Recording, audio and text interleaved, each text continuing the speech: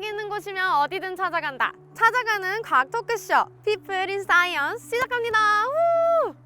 안녕, 저는 실험실을 나온 과학자, 과학 커뮤니케이터 강솔빈이에요. 여러분은 우주하면 어떤 영화가 생각나시나요? 인터스텔라? 혹은 마션? 우리 인류한테는 탐험 DNA가 있는 것 같아요. 가봤고 가보고 싶고 그게 뭔지 알아내고 싶고. 저는 작년에 개봉한 천문이란 영화가 떠올라요. 천문은 우리 조선시대의 세종대왕님과 장영실님에 대한 이야기예요. 혹시 지금 시간이 몇 시쯤 됐나요? 짠! 우리는 이 시계를 통해서 시간을 알 수 있죠. 조선시대엔 어땠을까요? 농업을 했던 민족이기에 이 시간을 안다는 건 굉장히 중요했어요. 그래서 우리 조상님들은 저기 하늘을 보고 별을 보고 시간을 예측하는 이 역법을 사용했어요. 이 세종대왕님과 장영실님이 하늘을 연구한 프로젝트가 바로 천문 프로젝트였죠. 오늘날에도 하늘을 연구하시는 분들이 계시는데요. 오늘 여기 한국천문연구원에서 문홍규 박사님과 함께 그 우주에 대한 궁금증을 팍팍팍 긁어볼게요. 고고! 네, 안녕하세요, 문홍규 박사님. 네, 안녕하세요. 안녕하세요. 네. 혹시 자기소개 먼저 해주시겠어요? 네, 저는 천문학자입니다. 네. 특별히 제가 태양계를 공부하고 있기 때문에 행성과학자 이렇게 생소하지만 오, 행성과학자. 네, 제가 주로 연구하는 주제는 소행성인데요. 우리 망원경을 가지고 저희 팀이 연구를 하고 있고요. 한국이 미래에 소행성 탐사선을 띄울 텐데 탐사 임무를 준비하고 있습니다. 박사님께서 이 태양계 소천체를 연구하신다는데 굉장히 이색적인 것 같아요. 네, 이 태양계 소천체가 뭐예요? 쉽게 말씀드리면 네. 소행성하고 해성이에요. 화성하고 목성 사이에 있는 소행성 대보다도 또 안쪽에 지구 근처를 넘나드는 근지구 천체들이 있고요. 그리고 태양계 저 외곽 아주 먼 데까지 펼쳐져 있는 오르트 구름까지 태양계 전체를 다 차지하고 있어서 여러 가지 사실들을 알아낼 수가 있죠. 제가 아는 소행성 그 어린 왕자에 나오는 비유길리 그거밖에 없었거든요. 네, 많은 분들이 그걸 생각을 하시죠. 네. 우주라는 거에도 분야가 정말 다양할 것 같은데 어떻게 이 태양계 소천체를 선택하셨나요? 어렸을 때 부모님이 과학책을 사주셨는데 네, 거기 우주에 꽂혔어요. 학교에 진학해서 네. 글짓기 하라 그래도 우주에 대해서 쓰고 그림 그리라 그러면은 또 우주에 대해서 그리고 그러다가 친구가 국립천문대에 가면 강연을 하고 별을 보여준대요. 그때 처음으로 달하고 토성을 봤어요. 정말 예뻤고요. 내가 갈 길은 이거다. 그렇게 결심했죠. 굉장히 빠르게 진로를 결정하셨네요. 이렇게 박사님한테 또 좋은 소식이 하나 들리더라고요. 이 유엔에서 설립한 유일한 우주 관련 위원회죠. 이 코프스에 지난 2월에 참석하셨다고 들었는데요. 어떤 일을 하시나요? 네, 먼저 코프스는 95개 국가가 참여하고요. 우주조약, 달조약 이런 거를 과거에 맺었는데요. 네. 우주를 평화적으로 이용하자, 군사적으로 쓰지 말고 이런 취지에서 운영을 하고 있어요. 2월 달에는 과학기술소위원회가 있는데 거기에 대표로 참석했고요. 대표. 네, 이 한국 태극기를 달고 네, 한국 대표. 그렇습니다.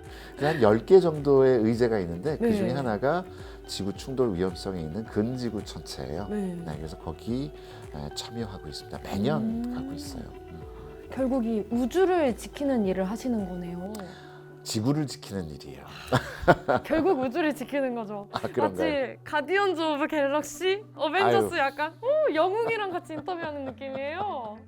고맙습니다. 이렇게 우주, 지구를 지키기 위해서 우리나라에 굉장히 특별한 망원경이 있다고 들었는데요. 어떤 건가요? KMT-NET이라고 해요. 외계의 네. 행성 탐색 시스템 이렇게 부르는데 거울 지름이 1.6m고요. 칠레 남아공 호주에 석대 오. 쌍둥이 망원경이 있어요. 굉장히 넓은 시야를 볼 수가 있고요. 결국은 세계 대륙에 있으니까 네. 별이 지지 않는 망원경 네트워크 이렇게 말씀드리고 있어요. 별이 지지 않는 네트워크란 말이 되게 감성적인 것 같아요. 저 이런 이과 감성 되게 좋아하거든요. 근데 이 KMT 넷이 작년에 실제로 그 지구로 다가오는 지구 위협 소행성 PP29라는 지구 위협 소행성을 발견했다고 하더라고요. 근데 이 지구 위협 소행성이라는 게 뭔가요? 그리고 위협한다는 게 결국 미래에 지구에 위협을 줄 수 있다? 그런 의미인가요? 네, 저희가 그때 2개의 소행성을 발견을 했었어요. 네. 하나는 2018 PM28이고요. 네. 또 하나는 2018 P29인데요. BP29의 경우에는 발견 직후에 나사 제트 추진연구소의 센트리 시스템이라고 해서 지구를 위협하는 소행성들이 자동 계산해가지고 자동 등재가 되거든요. 충돌 확률이 2063년과 2069년 아주 멀었죠. 네. 충돌 확률을 더해도 28억분의 1. 네, 28억 그러니까 분의 1이요? 걱정 안 하셔도 돼요. 거의 0%라고 보면 되겠네요. 그렇습니다. 근데 이런 소행성들이 제법 돼요. 아. 2,000개가 넘어요. 충돌 확률이 자동으로 계산이 되고 그래서 집중 관리하고 있죠. 결과적으로 PP29가 지구에 부딪힐 확률은 거의 0%다. 이런 말인 거죠? 네, 뭐 오늘 밤 방송 들으시고 그냥 편하게 주무셔도 된다. 네. 저 순간 좋습니다. 심장이 되게 쫄깃했거든요. 네, 뭐 문제 있으면 제가 알려드릴게요. 요즘 세계적으로 우주에 대한 소식이 많이 들려오고 있는데요. 테슬라의 일론 머스크는 스페이스 X에서 스타링크 인공위성을 많이 올려보내고 있잖아요. 그리고 2050년까지는 저기 화성에다 100만 명을 이주시키겠다. 이런 식민지 계획도 세우고 있고요. 그에 지지 않고 아마존에서는 2024년까지는 달에 사람을 보내겠다. 이런 프로젝트를 만들고 있어요. 이렇듯이 세계적으로 여러 대기업 CEO들이 왜 이렇게 뛰어든다고 생각하시나요? 지구에서 돈을 아주 많이 버시는 분들이잖아요. 미래가 우주에 있다라고 보는 거예요. 거기서 또 다른 부를 만들어낼 수 있다고 보는 거죠. 결국은 지구의 경제권을 우주로 확대하겠다는 네. 그런 기본적인 생각들을 가지고 있는 것 같아요. 결국 이렇게 달이나 화성으로 나가려면 뭐 이런 기지도 지어야 되고 자원이 많이 필요할 것 같아요.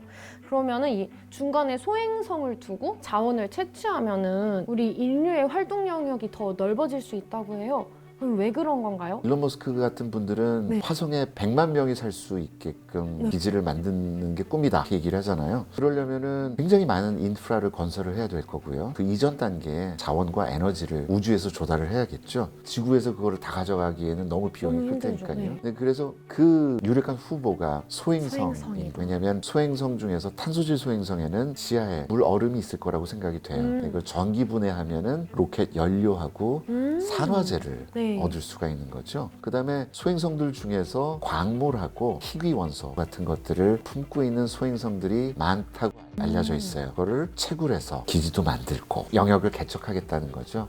그러면은 혹시 박사님께서 이런 영구적으로 혹은 개인적으로 이루고 싶은 꿈이 있으신가요?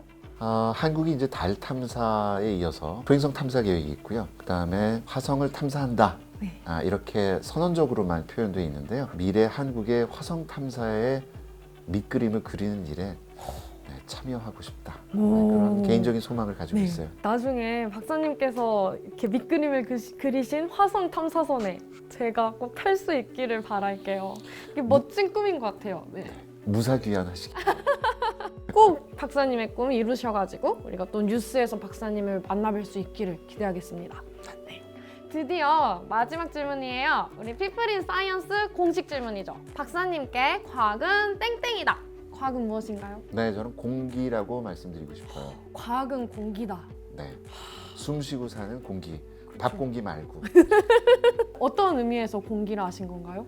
네, 우리가 살면서 경험하는 네. 그다음에 사회적으로 일어나는 여러 가지 일들이 네. 결국은 과학하고 다 관련된 일들인 것 같아요. 네. 네, 어떤 거는 과학적으로, 공학적으로 또 네. 어떤 것들은 인문과학이나 사회과학 측면에서 풀어야 되잖아요. 그렇죠. 네, 데이터를 가지고 풀 수 있는 일들인데 특히 미세먼지나 코로나 바이러스나 환경 에너지 문제 같은 경우에는 과학이 풀어줄 수 있고 해답을 제시할 수 있는데 그게 우리 사회에서는 잘 안 되고 막혀서 네. 과학적인 해법을 네. 제시하고 그거를 같이 공유한다면 소모적인 논쟁을 우리가 피할 수 있지 않을까 하는 생각을 합니다. 네. 과학은 공기다. 진짜 멋있는 답변인 것 같아요. 너무 멋있다고 생각합니다. 감사합니다. 이렇게 귀한 시간 내주셔서 소중한 답변 많이 해주신 우리 문홍규 박사님께 다시 한번 감사 인사드릴게요.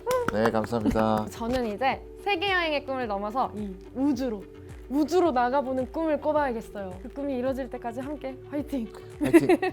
아쉽게도 4월 과학의 날은 여기까지! 하지만 우리는 앞으로도 이 피플인 사이언스 그리고 다양한 컨텐츠로 여러분 맞이할 거니까 앞으로도 좋아요와 구독 그리고 알람 설정까지 부탁드릴게요. 그럼 안녕! 안녕!